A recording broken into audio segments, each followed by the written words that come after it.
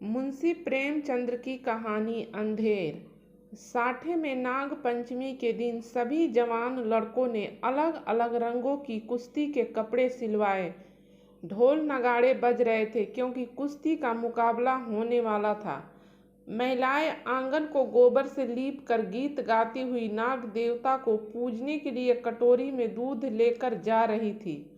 साठे की तरह ही पाठे दोनों गंगा किनारे बसे हुए गांव थे। दोनों ही गांवों के बीच हमेशा से ही मुकाबले होते रहते थे। साठे के लोगों को गर्व था कि उन्होंने कभी पाठे वाले को सिर उठाने नहीं दिया। ठीक इसी तरह पाठे वालों को इस बात का घमंड था कि उन्होंने कभी साठे वाले को किसी मुकाबले में जीतने नहीं दिया।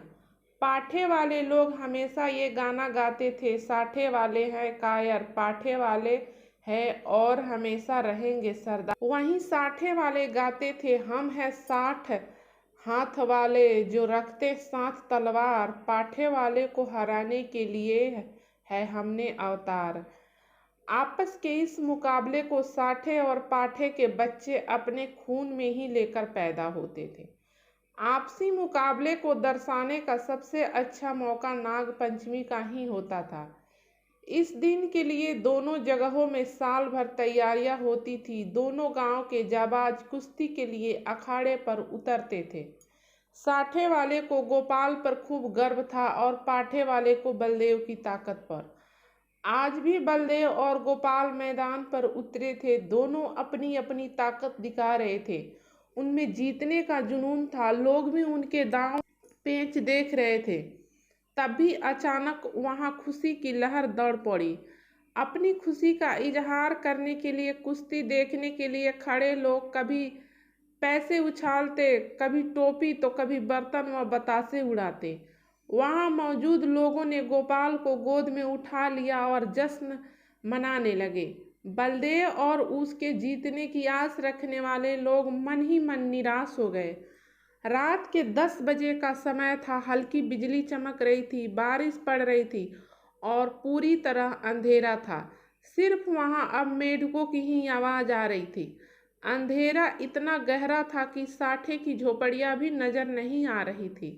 गांव से थोड़ी दूरी पर खेत थे जहां फसल लहलहा रहे थे। वहां जंगली जानवरों की आवाज ही आती। इसके अलावा कोई दूसरी आवाज आती तो रोंगटे खड़े हो जाते थे। उस अंधेर में आग की लपटी ही सहारा होती थी। उस लहलहाते खेत की रखवाली करने का जिम्मा हर रात किसी न किसी का होता था। अब किसानों का गांव था तो खेती बाड़ी की चिंता तो करना तो बनता था। इस रात खेती की देखरेख करने का जिम्मा गोपाल का ही था। चारों तरफ काली अंधेरी रात थी। वो खेतों के आसपास ही था, लेकिन नींद बहुत तेज आ रही थी। वो किसी तरह से अपनी नींद को भगाने की कोशिश कर रहा था। इसी कोशिश में कुछ देर बाद गोपाल हल्की आवाज में गाने लगा। तभी गोपाल को पाँव की आहटें सुनाई दी। कान लगाकर गोपाल इन आहटों को सुनने लगा और अब उसकी नींद भी गायब हो गई थी। वो डंडा हाथ में लेकर इधर उधर देख रहा था। तभी उसके सिर पर किसी ने जोर से लाठी मार दी। वो नीचे गिरा और रात भर वहीं बेहोश पड़ा रहा। बेहोशी की हालत में भी उस पर कई बार किए गए। उस पर वार करने वालों को लगा कि वो मर गया, लेकिन ऐसा नहीं था।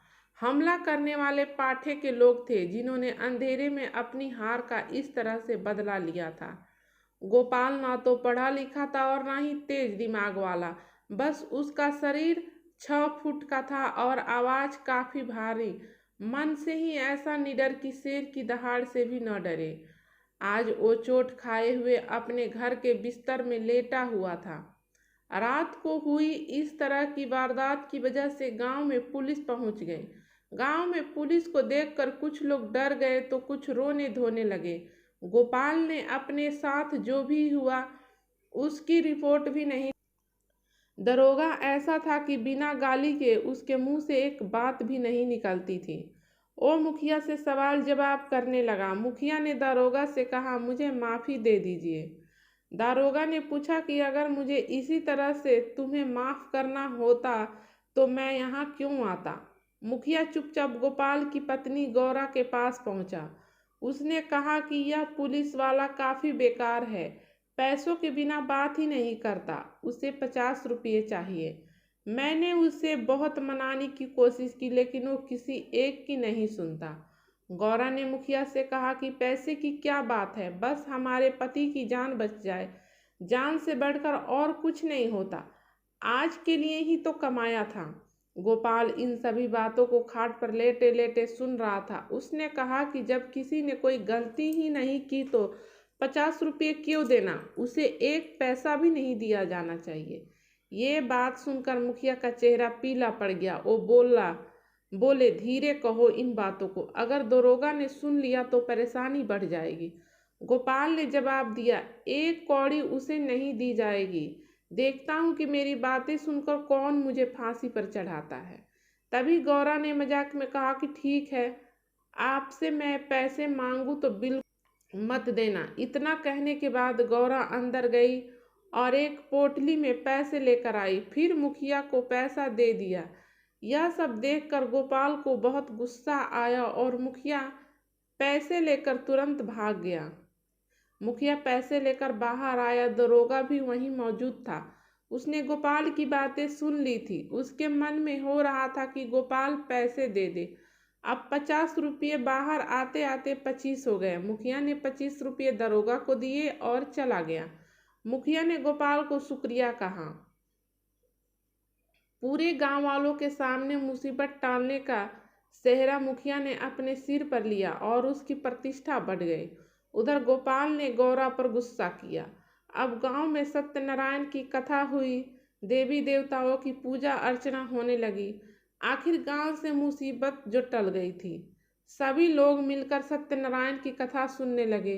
गोपाल भी चादर ओढ़कर कथा सुनने लगा। वहां गांव के कई प्रतिष्ठित लोग भी मौजूद थे। पटवारी ने गोपाल से कहा कि सत्यनारायण की वजह से ही तुम पर किस तरह की आँच नहीं आई।